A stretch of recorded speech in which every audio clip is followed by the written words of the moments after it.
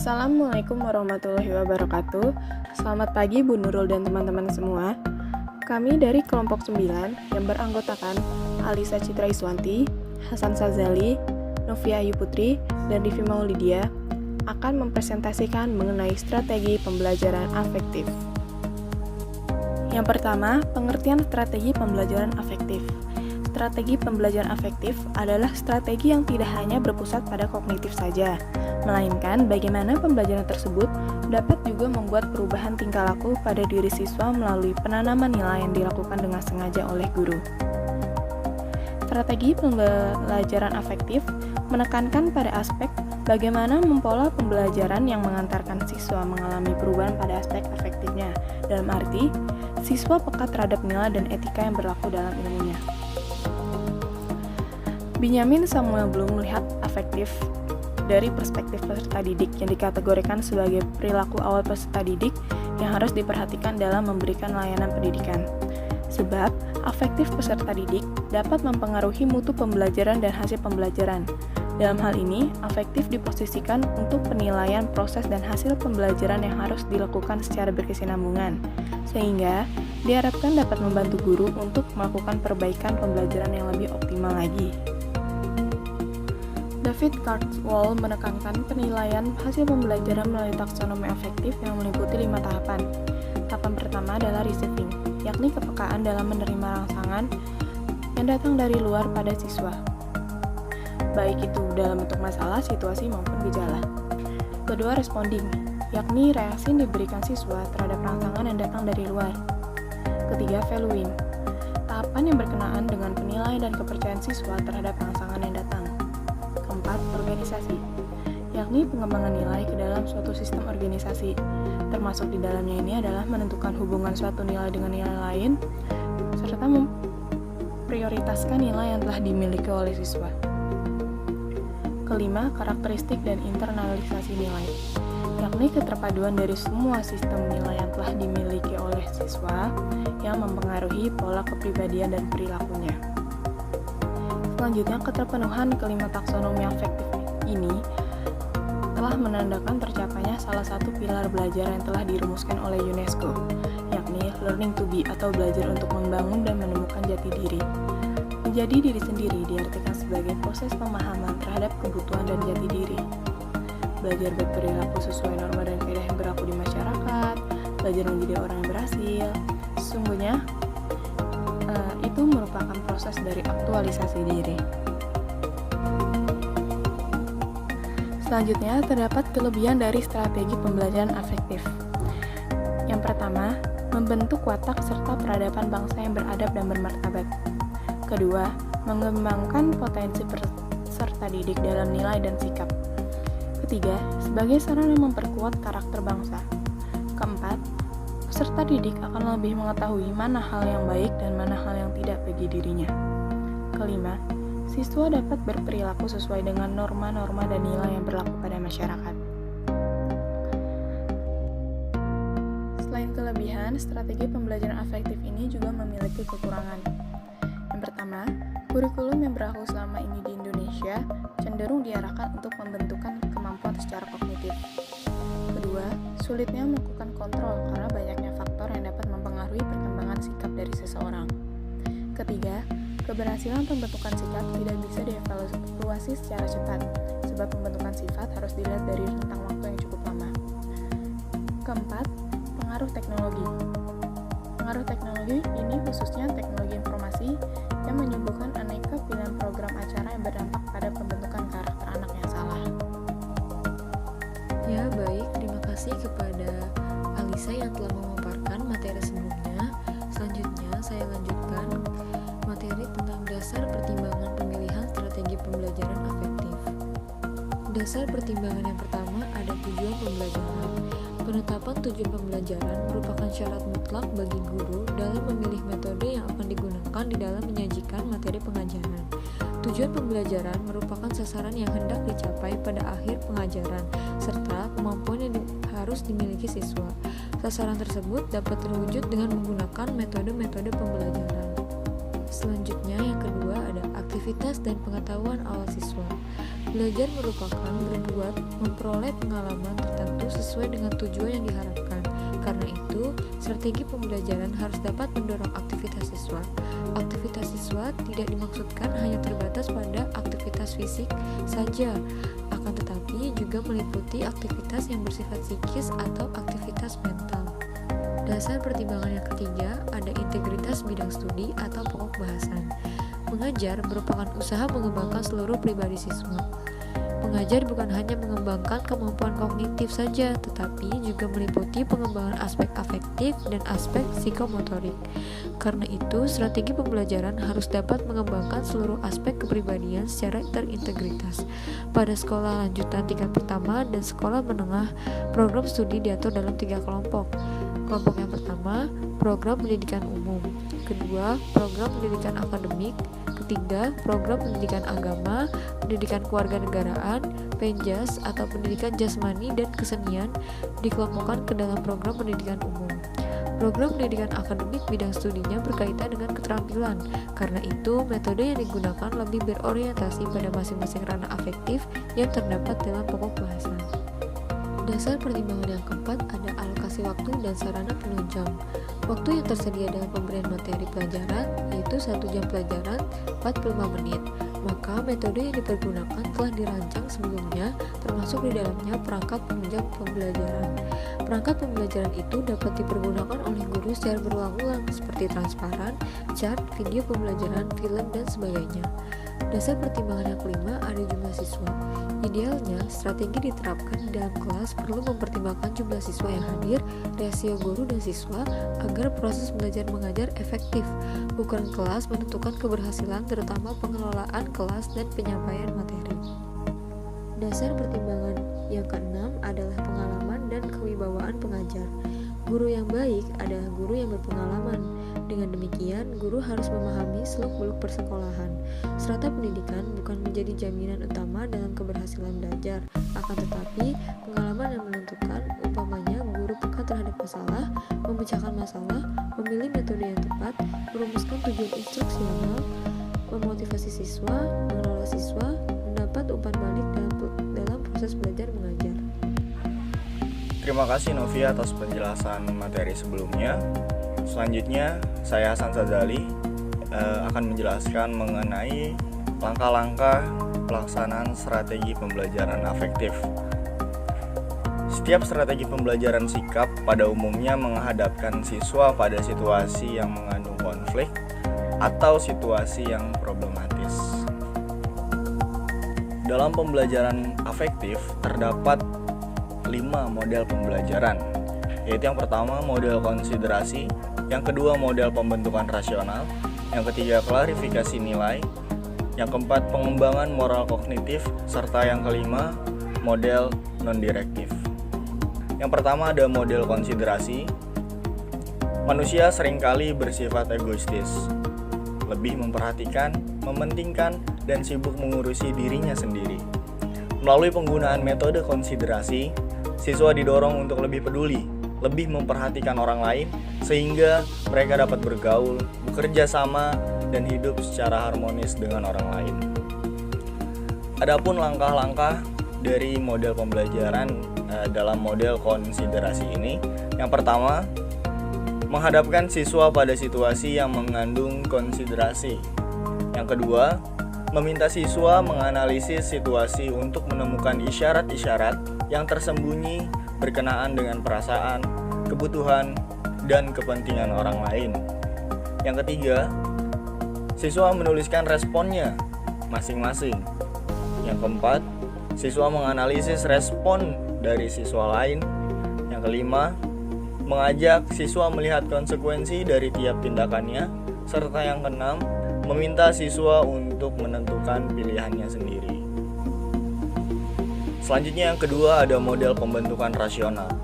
Dalam kehidupannya, orang berpegang pada nilai-nilai sebagai standar bagi segala aktivitasnya. Nilai-nilai ini ada yang tersembunyi dan ada pula yang dapat dinyatakan secara eksplisit. Nilai juga bersifat multidimensional, ada yang relatif dan ada juga yang absolut.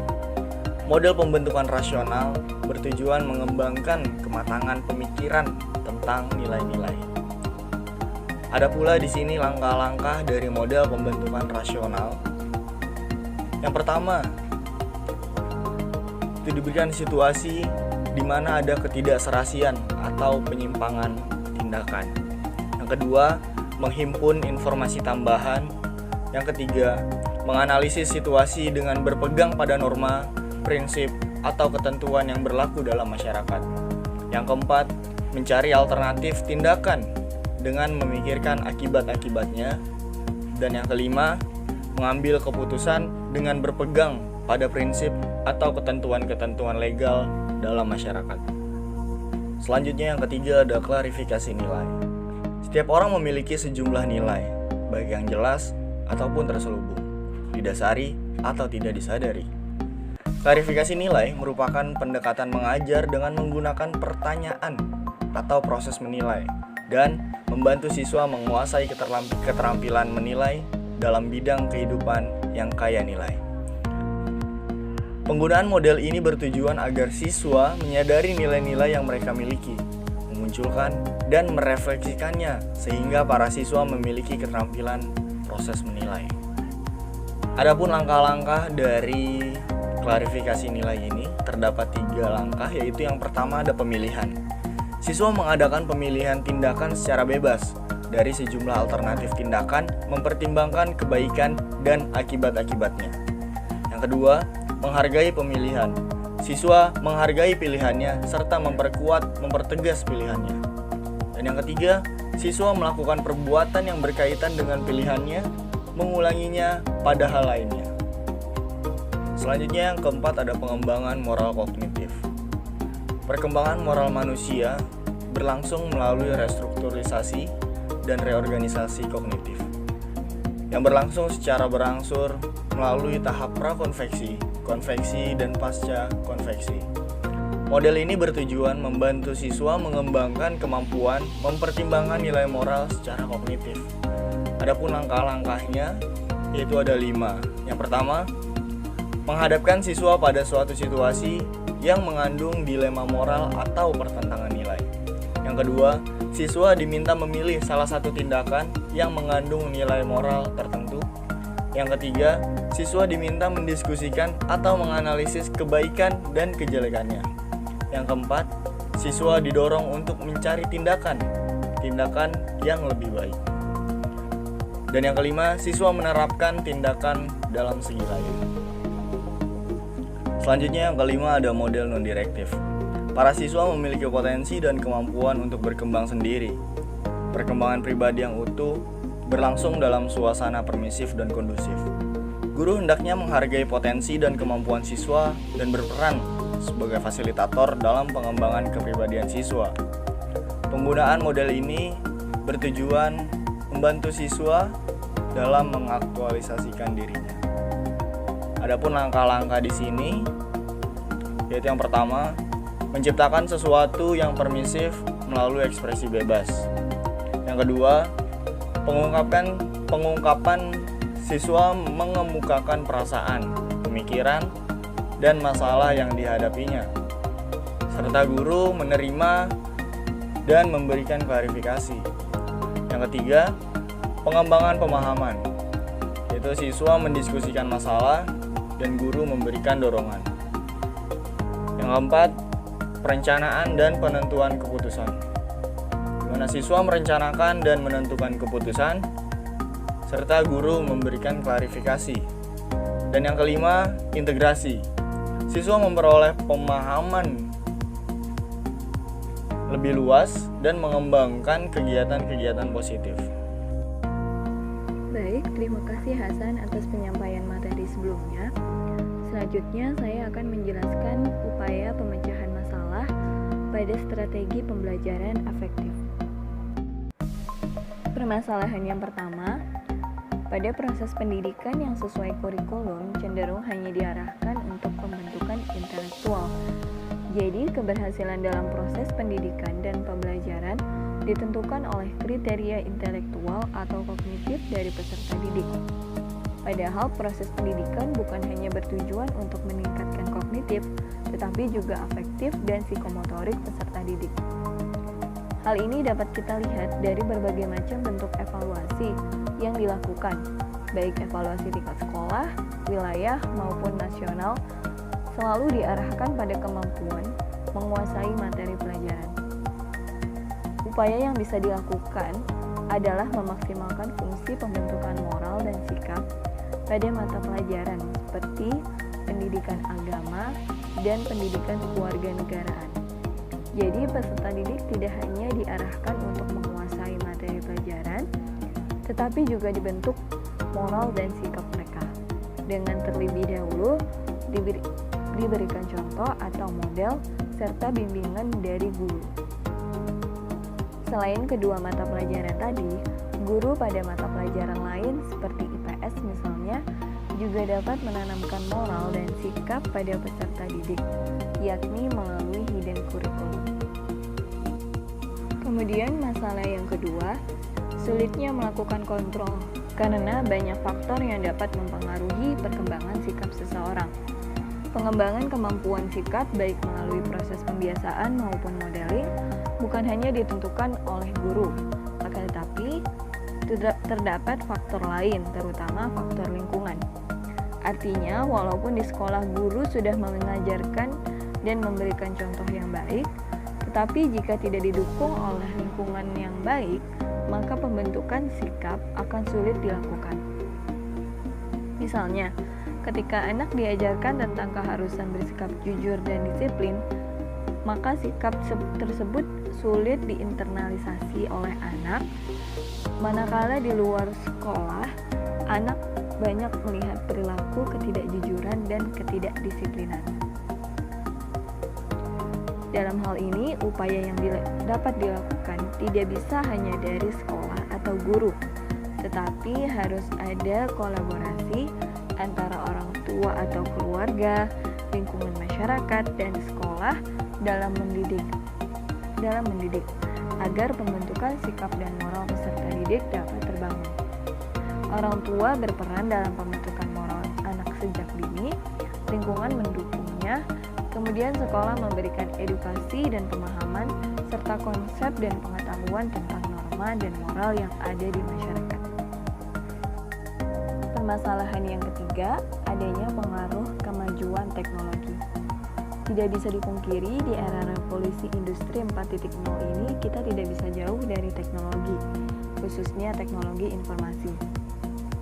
Terdapat beberapa teknologi yang mudah diakses oleh anak, seperti televisi dan gawai. Tontonan yang dilihat anak akan berdampak pada pembentukan karakter anak. Misalnya, penayangan program acara produksi luar negeri yang memiliki latar budaya yang berbeda sangat berpengaruh dalam pembentukan sikap dan mental anak. Karena secara perlahan tapi pasti, budaya asing yang belum tentu cocok dengan budaya lokal akan merembes dalam setiap relung kehidupan sang anak. Kemudian menggeser nilai lokal sebagai nilai luhur yang mestinya ditumbuh kembangkan.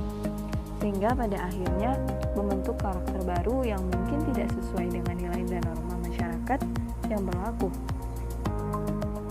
Upaya yang dapat dilakukan dalam hal ini lagi-lagi adalah peran orang tua, lingkungan, serta sekolah. Orang tua mendidik anak tentang moral dan bersikap, serta melakukan pengawasan setiap tindak tanduk anak, termasuk dalam penggunaan gawai dan teknologi lainnya. Kemudian lingkungan mendukung dan sekolah memberi edukasi kepada siswa tentang dampak positif serta dampak negatif dalam menggunakan teknologi. Kemudian masalah yang terakhir, dalam keberhasilan pembentukan sikap tidak bisa dievaluasi dengan segera, karena penilaian afektif berkaitan dengan perasaan, sikap, minat, dan apresiasi. Berbeda dengan pembentukan aspek kognitif dan aspek keterampilan yang hasilnya dapat diketahui setelah proses pembelajaran berakhir, maka keberhasilan pembentukan sikap dapat dilihat pada rentang waktu yang cukup panjang. Hal ini disebabkan hubungan internalisasi nilai yang memerlukan proses yang lama. Sebagai contoh, kita tidak dapat menyimpulkan bahwa seseorang telah memiliki sikap jujur hanya dengan melihat suatu kejadian tertentu. Selain sikap jujur, perlu juga diuraikan pada indikator-indikator yang mungkin masih banyak. Juga menilai secara jujur perlu dilakukan secara terus-menerus, hingga mengkristal dalam segala tindakan dan perbuatan. Kemudian, contoh yang seringkali kita jumpai, seseorang yang dianggap biasa-biasa saja di sekolah, tidak punya prestasi yang menonjol, justru setelah dewasa ia memiliki prestasi yang luar biasa. Siswa seperti ini merupakan siswa yang memiliki domain afeksi yang luar biasa, seperti mempunyai motivasi yang tinggi, bekerja keras, dan lain sebagainya. Dalam proses pembelajaran, banyak guru yang tidak tahu tentang sikap dan kepribadian peserta didiknya, sehingga gagal dalam pembentukan sikap. Dalam hal ini, guru harus mampu memperbaiki sikap peserta didik, lalu memberikan motivasi belajar, serta memberi contoh yang baik agar pembentukan sikap peserta didik dapat berjalan. Baik, sekian pemaparan materi strategi pembelajaran afektif dari kelompok 9. Kurang lebihnya mohon maaf. Wassalamualaikum warahmatullahi wabarakatuh. Terima kasih.